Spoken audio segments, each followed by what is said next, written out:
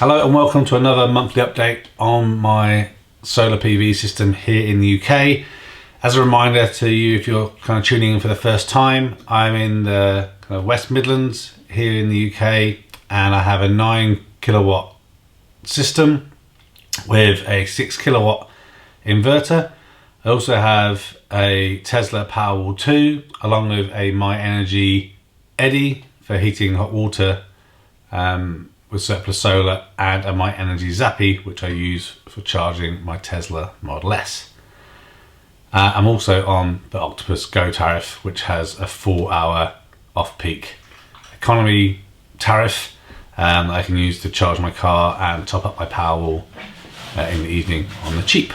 So let's roll the intro and talk about October 2019.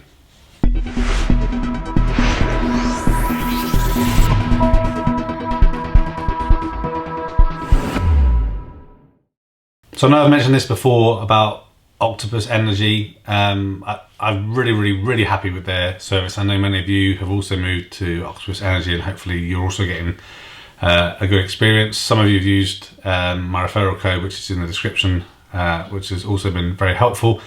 But once again, this month they've been really good to me in terms of some of the questions and some of the results to those questions. So first of all, they've moved me, or they will be moving to me this month, to a slightly cheaper 12-month gas tariff. So I'll be saving a little bit more money than I have for the last year on gas, which is fantastic, especially coming into winter because the heating is on.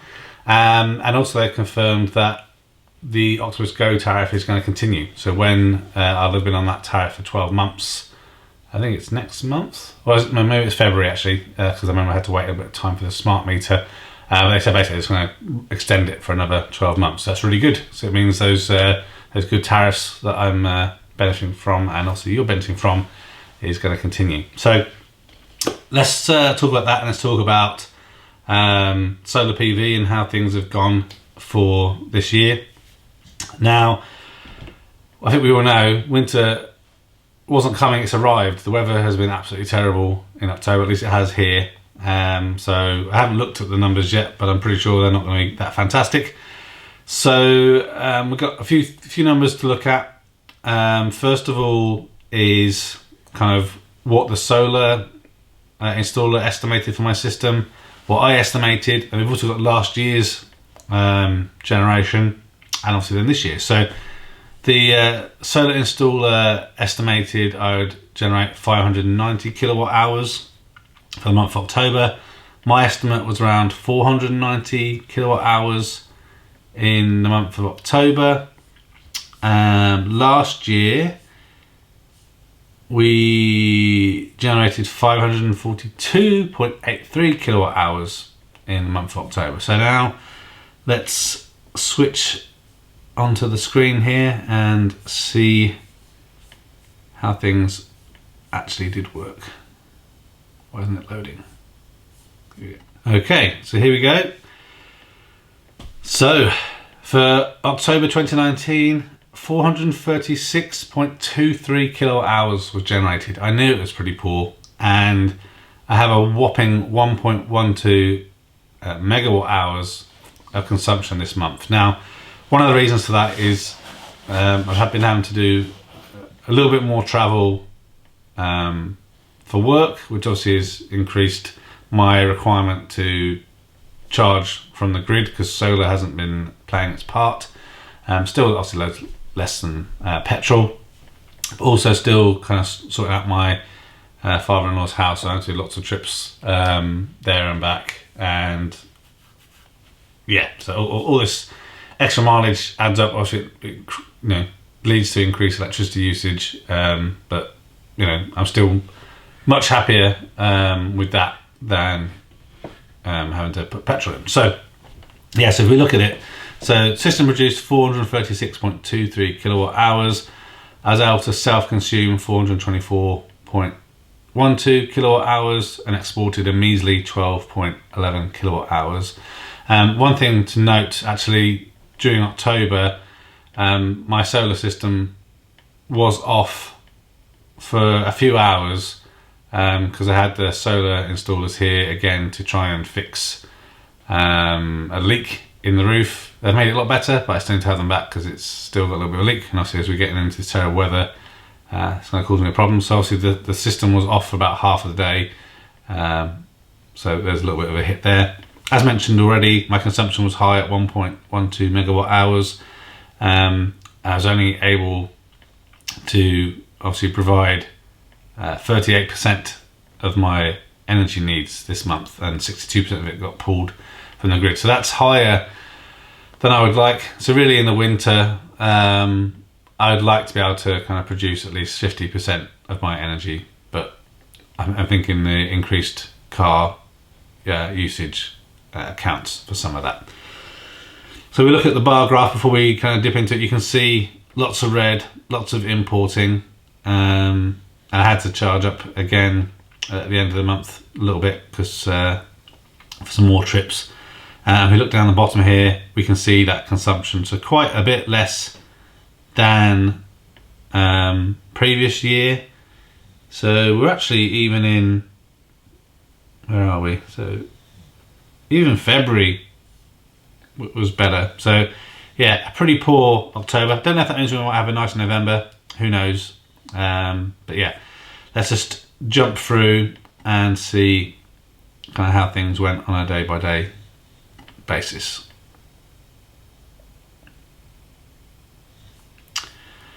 Okay, so here you'll see a common pattern. So all of this month, I think I did this last month as well, I now have about 2 hours of heating of the water via the eddy on a boost timer for 2 hours that comes on towards the end of the economy 4 tariff to make sure the water kind of retains as much heat as possible into the morning when we get up in the morning. My heating cylinder is actually pretty efficient, so just those couple of hours is enough to kind of keep us going through the day, and yeah, so that's really good. The rest of the day you can see isn't too bad. A couple of peaks up to 5 kilowatts, but nothing fantastic. But had something in the Powerwall to keep us going through to midnight. You can see a little bit of topping up happening from the grid, and then there's a bit of Powerwall and hot water heating going on here, hence the larger spike, because the Powerwall tends to charge at about 4 kilowatts, and I have a 3 kilowatt immersion heater in that tank, so that explains the little spike there. Again, a little bit of heating spike again. As you can see, it's pretty efficient, not too bad. I'm not sure what, I think a bit of Powerwall might be happening there at the same time. Not quite sure why there's a spike there. But again, the system produced only 10 kilowatt hours in the whole day. So this is kind of what we're seeing through the winter, so not fantastic. Here you can see a bit more Powerwall action. Then obviously running from the grid during the off-peak time, and then some water heating. What you'll notice is the Powerwall, even if it has energy, it won't always use that energy if it thinks that it makes more sense to pull from the grid, which is why you can see pretty much from when the tariff starts at 12:30 in off-peak mode all the way through to 4:30, it's pulling from the grid as opposed to pulling from the Powerwall, which means then there's energy for later. So it's trying to do the best it can and do things in a smart manner.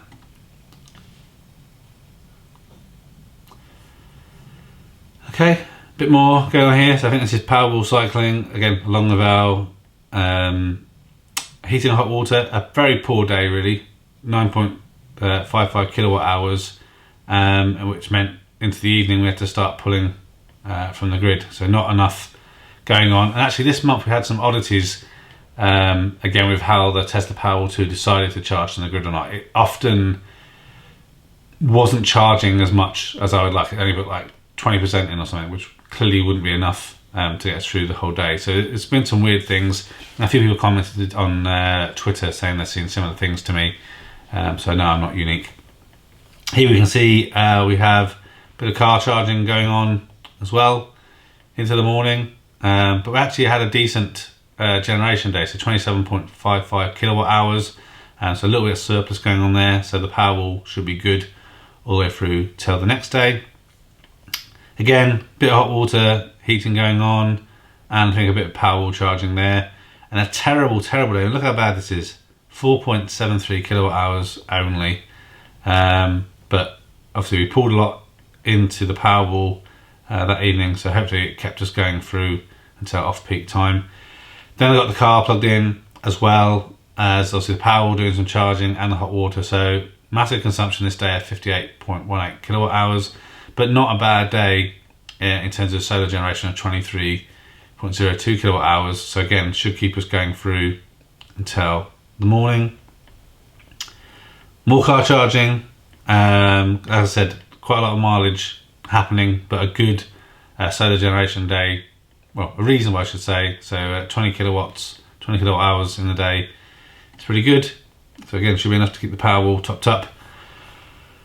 More car charging, like I said, I had to do quite a lot of travel, lots of days in October, so we're going to see lots of big spikes. But again, the beauty of this here on the Octopus Go tariff is it's only costing me 5 pence per kilowatt, so you know, not a lot, you know, compared to things like 15p or something, or maybe a bit less than that, 12 or 13 pence per kilowatt during the day. So it makes sense to be pulling the stuff at night time. This is a really weird spike where you see here it's jumped up to like 13. I'm not quite sure. I feel like the car did some odd charging. I don't know why it left it so late, but yeah, a massive spike there. And again, terrible generation day of 6.21 kilowatt hours. These couple of spikes here, you'll see now in the cave, I'm starting to turn on my 2 kilowatt heater, electric panel heater, because it's getting damn cold over here. So I need to get a bit of heat in during the day, which obviously zaps some of the Powerwall as well.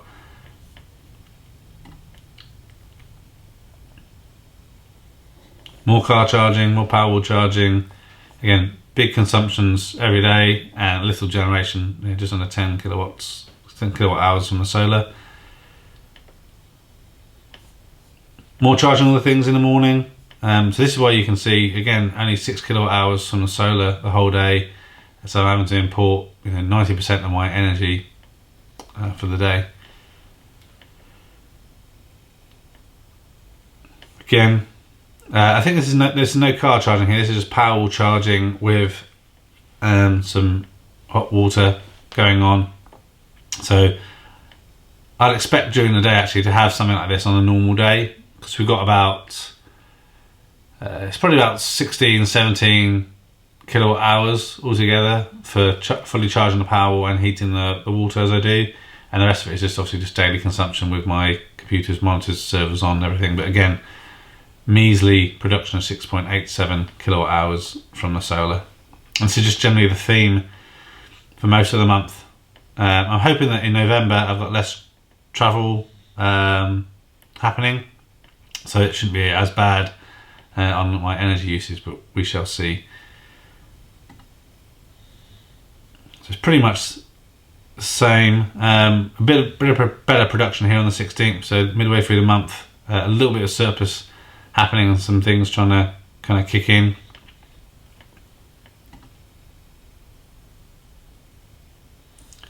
More car charging, more Powerwall charging, big consumptions in the day.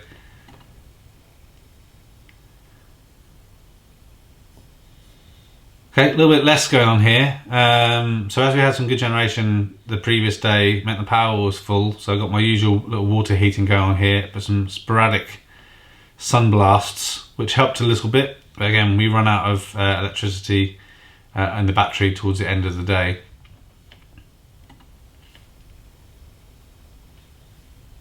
Okay, slightly better day, bit of Powerwall charging going on there, along with a bit more Powerwall and hot water, but a better generation day, so 24 kilowatt hours, which should mean we don't need to pull too much from the grid for the next day.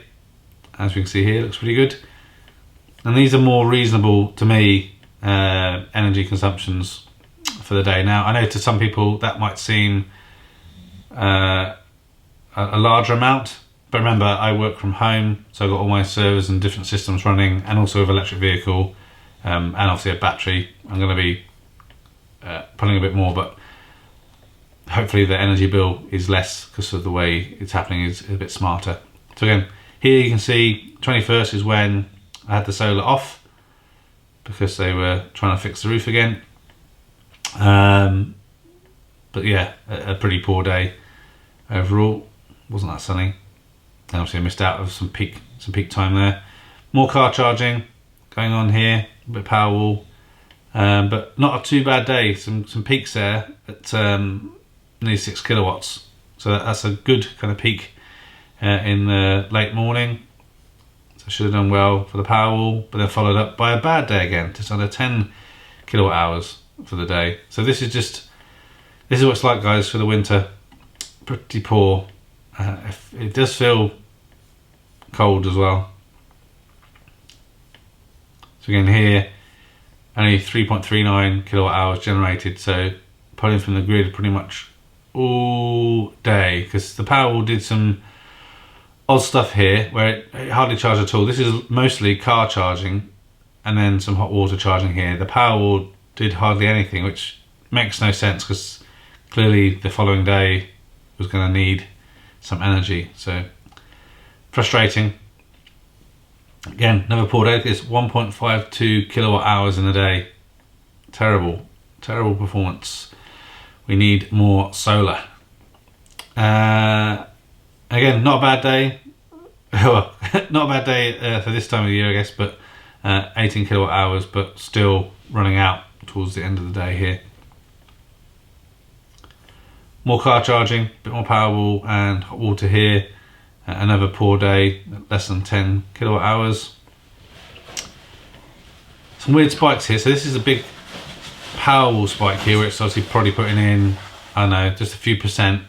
Then I think it's doing a little bit of top up when it goes to do the hot water, but not a bad generation day. So again, shouldn't need too much topping up in the morning here. So we see, yeah, only a little bit of top up and some hot water going on, but only 8.4 kilowatt hours generated in the day to end the month. So yeah, as you can see, a pretty terrible month in October in terms of solar PV generation. I'm quickly going to grab my phone because I realised I didn't bring it over to the cave with me this morning, so I can look at the stats for the Powerwall, the Eddy and the Zappi, because I was here this time, so I was able to take pictures of those to provide those in the updates for you. Okay, so a slight change of location to just finish off the video as I get these stats for you. So from the myenergi Eddy, this month a whopping 19 kilowatt hours of energy went into heating hot water from solar, so pretty terrible. In terms of my car, a total of 324.81 kilowatt hours of energy went into the car for charging this month, and 83% of that came from the grid, so 268.85 kilowatt hours from the grid, all off peak, so not too bad, and 55.96 kilowatt hours came from solar surplus, so 17%, better than nothing. And then from a Powerwall I got 302 kilowatt hours of energy out of the Powerwall this month into kind of the house, so that was either charging from the grid in the off-peak or was solar surplus to power the house when it got dark. So hope the video continues to be helpful. Please leave comments below, any feedback, any other information you'd like, and also how did your system perform? Was it just me that had bad performance in October, or did it suck for everyone around the UK? Thanks for watching this video. A thumbs up would be really appreciated. If you're interested in other geek type videos, please consider subscribing to Spectrum Geeks, Why not also follow us on Facebook, Instagram and Twitter? And before you leave, why don't you check out one of these other videos that may be of interest. Thanks again for watching.